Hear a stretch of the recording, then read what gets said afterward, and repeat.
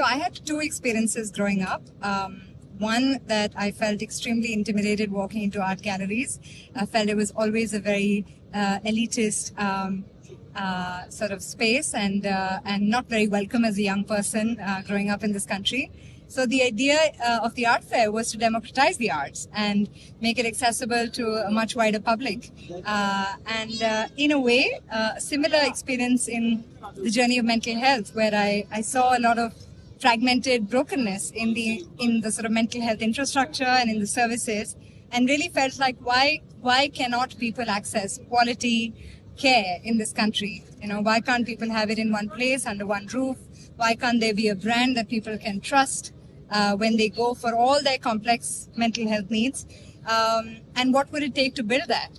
And again, what stood out from the art fair was this idea of advocates and ambassadors and building a community of champions who will then sort of almost enable your creation by the idea of attraction rather than promotion, because you're all endorsing and standing by this need and this provider.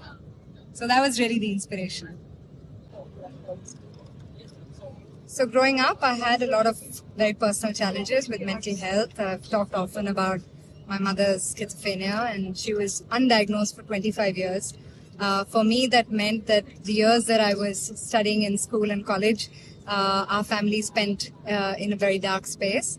And today she's fully treated and rehabilitated, and it really sort of gives me the strength to try and work in this space and build something that can actually get the right outcomes and help other people not waste 25 years before they get to the right service and get the right support. And so when I realized I was done with my work here and I had got everything I could, I'd given the art fair everything I could, I decided to go around the world and meet maybe about 250 mental health organizations and really try and understand how are people out there serving what need the most, in the most effective way, in the most lasting way, and try to look at it from a user's perspective and see what we've been through and what we would need, and decided to focus on building something in India. And in that journey, found Dr. Amit Malik, and we came together to build our dream for the mental health omnichannel platform. The fastest way to build something of scale and significance is to bring people together who are like-minded and who are incentivized to work together and who take away from each other, right? And that really was the sort of foundational concept of the art fair as well. The reason it's still here and we were able to keep it going all these years is because it meant something to the community and they got something out of it, and that sense of collective becomes a larger than life purpose, right? And the business, of course, runs on the back of that. So similarly, in the world of mental health, I mean, there are many players doing many different things.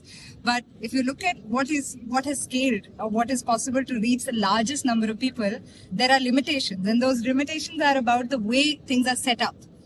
So if you were to build something from the word go that is truly collaborative, that is being able to build community, being able to bring people with lived experiences together with experts, do that sort of cross-pollination, then you really have something that is going to last, that's going to have deep roots, and sky's the limit in terms of its scale.